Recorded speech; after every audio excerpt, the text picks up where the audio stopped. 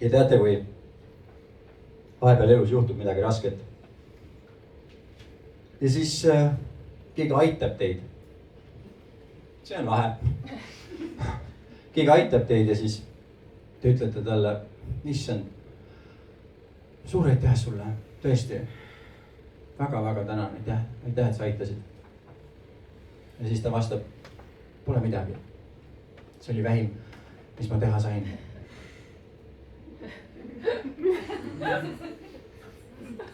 Teid rohkem siis. Mida asja, nagu mul on nagu raske olla ja siis sa nagu aitad ja siis sa hõõrud näkku mulle ka veel, et sa tegid nii vähe, kui sa üldse said teha. Nagu mida? Kõigepealt sa ütled mulle, et pole midagi. Vaata see, mis ma tegin, see pole midagi. Kellegi teise jaoks ma oleks teinud midagi. Aga see, mis ma sinu jaoks tegin, see pole midagi. Ja see, mis ma tegin, see oli vähim, mis ma teha sain. Kui ma oleks saanud teha vähem, usu mind, ma oleks teinud vähem. Aga see kogus, mis ma tegin, oli lihtsalt miinimum, mis ma üldse suutsin teha. Sellel hetkel, kui teadlased mõtlevad välja veel väiksema koguse, usu mind, ma hakkan hästi palju vähem tegema. Aga see, mis ma praegu tegin, see oli vähim. See oli tõesti vähim, mis ma sain teha.